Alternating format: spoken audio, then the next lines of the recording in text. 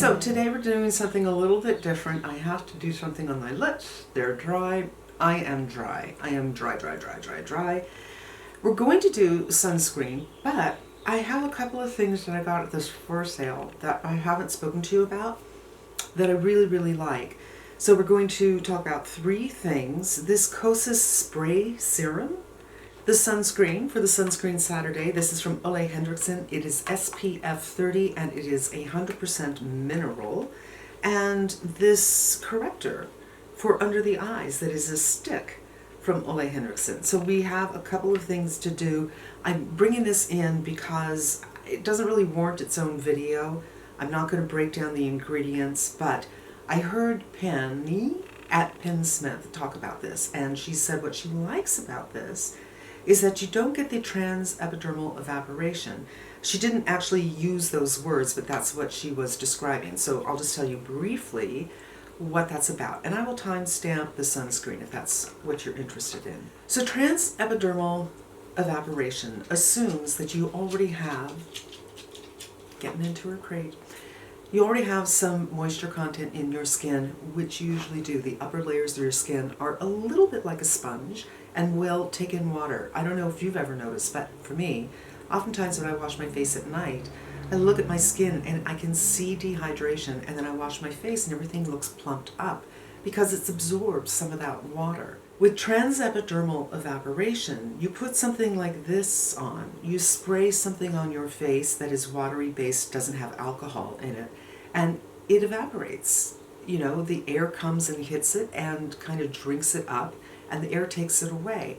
Transepidermal evaporation is when that happens, it also takes that little hydration that you already have in the upper layers of your skin as well. The air doesn't know, oh, this is the stuff that was in your skin, we'll leave it there. It's like, oh, let's keep on taking any hydration that's going on here. Have that evaporate. And you don't get that with this. So I've been using this, yes, in my skincare, but I've also been doing this before I do my zip, because have you ever seen lightning hit water and you'll see how it spreads throughout the water?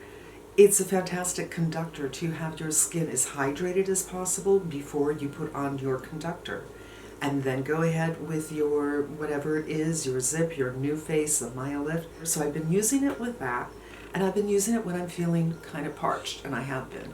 And I also use it, I use several serums, for instance, and I might feel like it's getting a little dry on the face. I feel like I need a little more moisture. I used to just go on with another essence, but lately I've been doing this instead of doing another essence and then continuing on with my serums.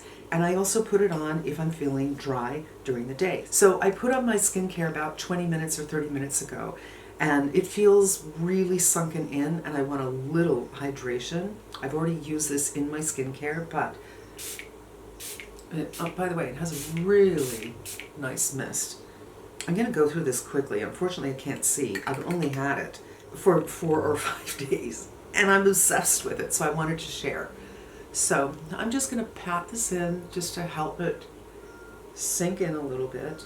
I don't want my face to be too wet when I put on my sunscreen, but I need a little something.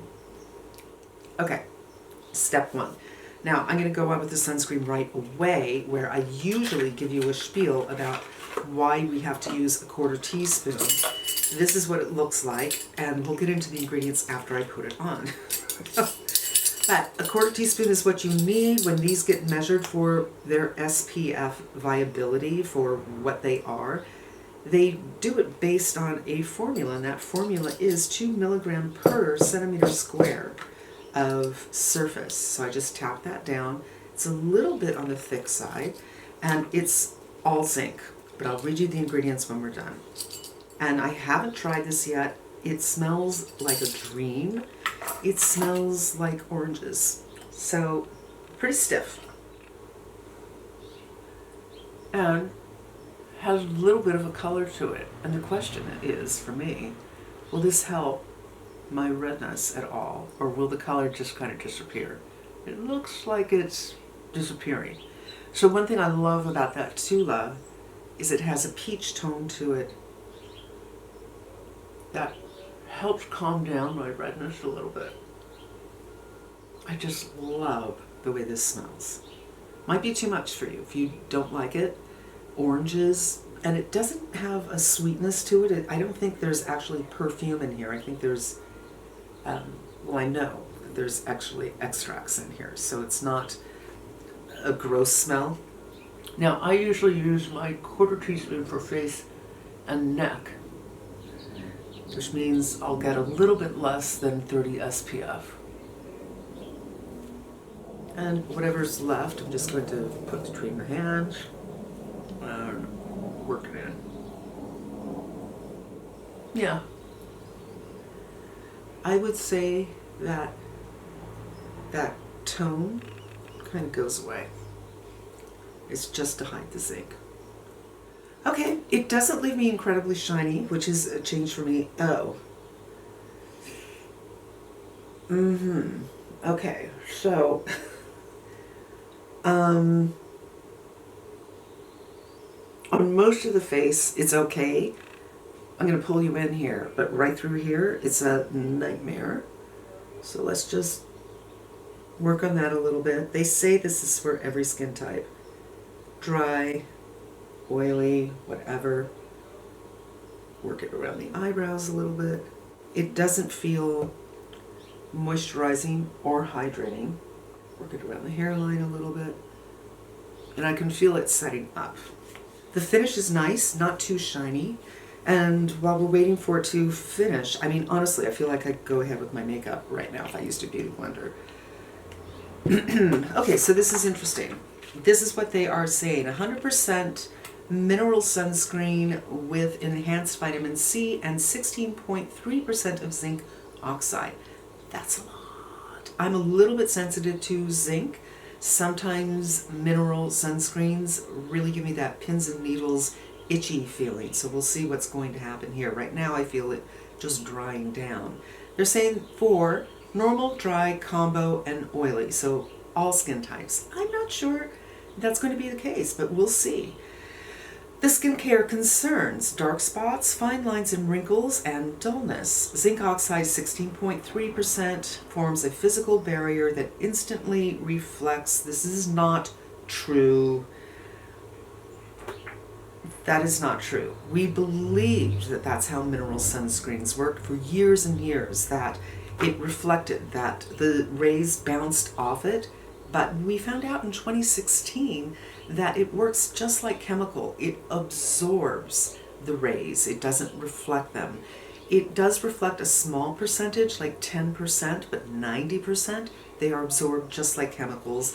And if you're going to make sunscreens, you know, the funny thing is, Supergoop says this, Shireen Address says this, and those are the only two sources I have seen say this about minerals, and I cannot find any papers to confirm this, but I absolutely, you know, she's a doctor, she has access to reports that we don't, and Supergoop only does sunscreen, so I trust that they know what they're doing.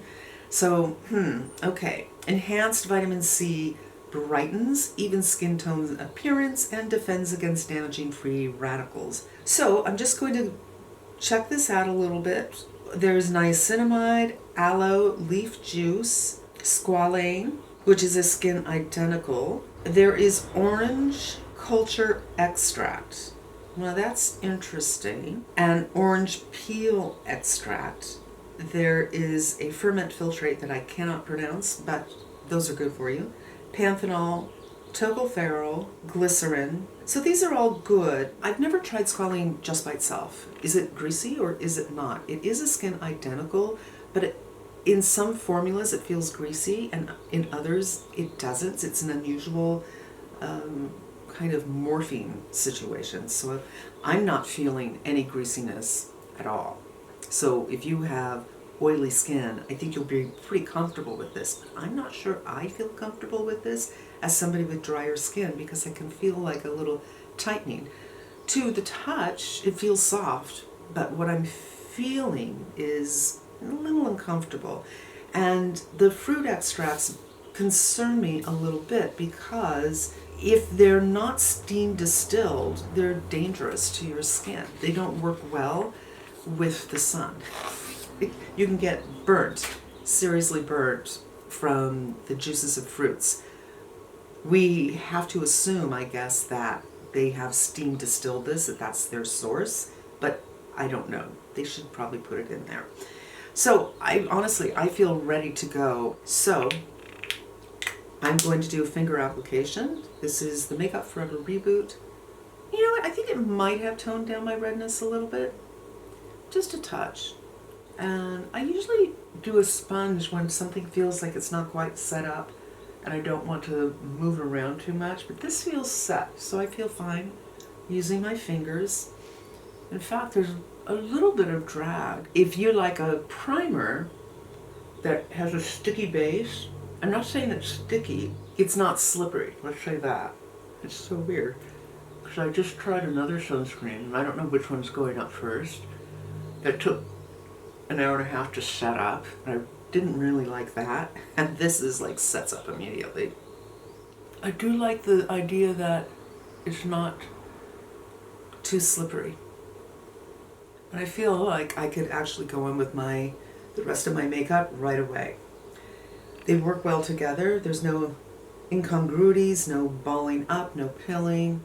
All right, while we're waiting for that to set up, and we'll go in with some other products, I wanted to give this a try. This I got in the lightest shade. It comes in 3 shades, and when I felt it in store, I thought, well, this is just dry as a bone. No, thank you. I don't know why I put it in my cart. It looks like a little chapstick, and I don't have ingredients in front of me to read, but this is what it looks like. I have already done all my skincare, and I did my dermatology under eyes. This, you swipe under the eye, it has brightening powders in it, but it also has the vitamin C and it has caffeine. I feel like it might have been a better situation if it was smaller, so we can get into these dark corners. The fact that it's slanted is helpful though. So there we go. Already it's working. That's a good thing, but let's see. They say you're supposed to pat it in. It doesn't feel dry. Yeah, it would have been better if they made that a little bit smaller, but I totally see a difference. I totally see a difference. Now, for a very, very long time, you guys, I used this product from Charlotte Tilbury, which I like quite a bit. It's about the same color. I'll do those swatches. It doesn't have skincare benefits, I don't think. So that's a Charlotte Tilbury, and this is the lightest shade. They do have a shade that is more similar. So there it is right there. And more similar to this shade. They do have one, but I just went for the lightest one. Oh, interesting. I'm just feeling what they feel like on the skin. This one is quite a bit thicker, the Charlotte Tilbury. And this one, as you spread it out, it seems to melt in a little bit with the heat. So that's very interesting. So that'll be great. I found that when I bought the Lancome, which is a thinner concealer, it didn't work with this. It actually kind of turned my concealer this color, which is not what I want. It worked beautifully with my Kosas and with my Clinique even better, and those are more creamy. And right now I'm not using things that are creamy, I'm using things that are thinner, so I've kind of retired this, but it's a great product. So let's see. I'm not going to go with the Lancome. I'm going to go in with this, which I'm kind of in love with. I probably should have gotten another one at the sale because I think I'm going to go through it really fast, because I'm also using it on my face. And it's just a fantastic color for me. And I'm doing the teeniest bit. I find a little goes a long way with this. You don't get full coverage. And again, that's a great place to use something like this, because this has brightened me up, so I don't have to have full coverage. And very delicately just work this in. My skin is feeling a little uncomfortable. I think it might be this much zinc for me is hard to take.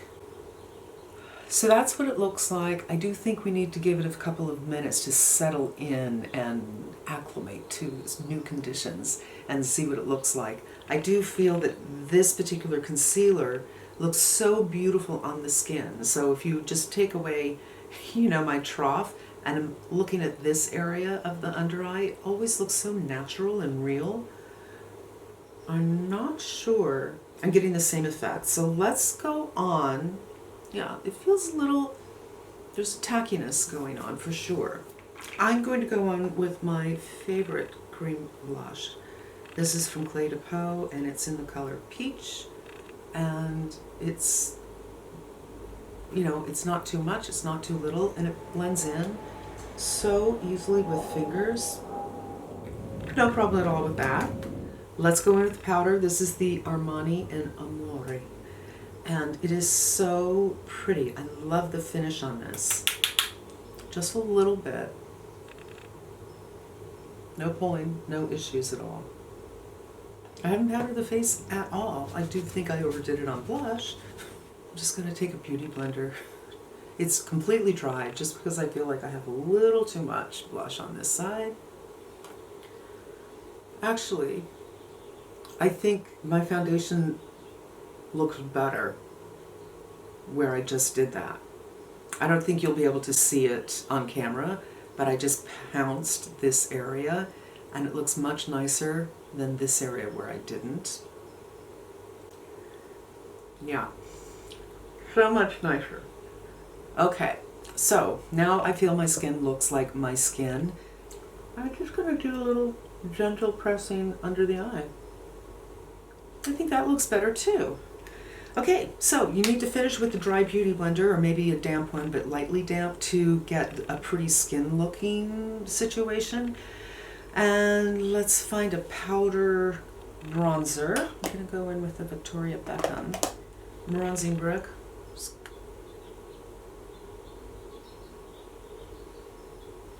No problem with that.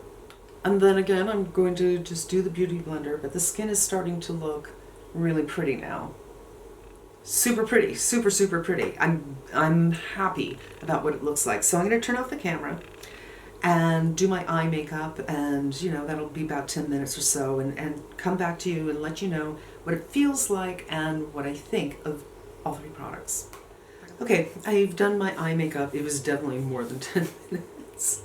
I'm using the Patrick Ta palette, a recommendation from the sale, and yeah, the sale's over, but I haven't used it in a while. It's just such a great basic palette. And let's look. There's definitely sheen on the face. That has not changed.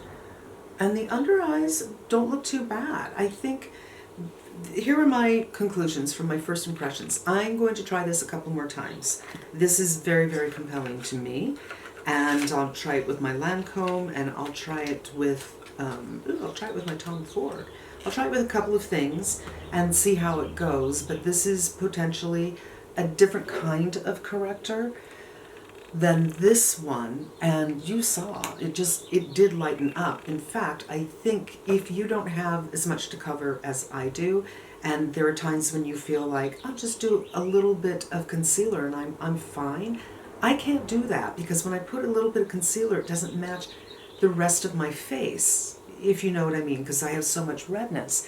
But this, I feel like if I wanted to just put on the sheerest of a tinted sunscreen, for instance, something that doesn't impart very much color, and I could put that under my eyes, and I would be great for a no makeup look. I forgot to powder under my eyes because I didn't use any powder on my face today.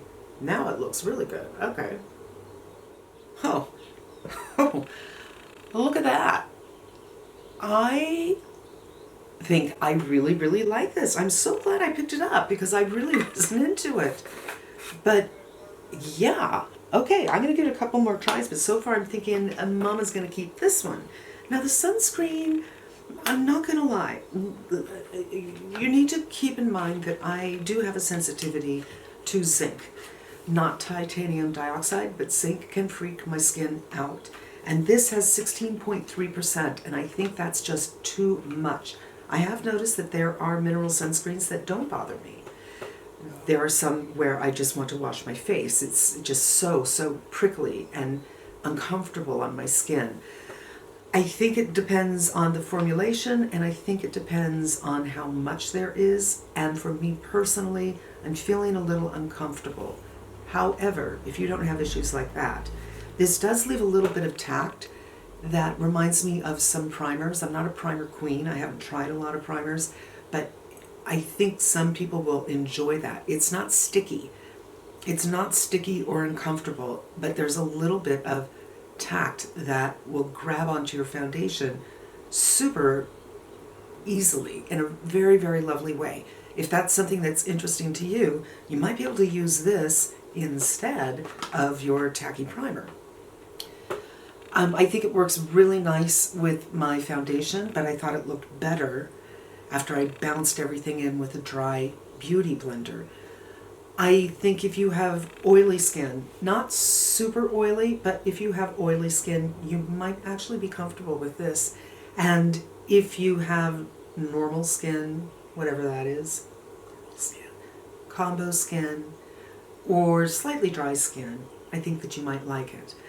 I really wouldn't, honestly, if it weren't for the fact that I'm feeling these prickly things, I'd be into it. We're going to have to assume that the orange in here is steam distilled, or we can contact them and ask them. I like that it has a little bit of a tint to it, but I don't think it actually covered up my red that much.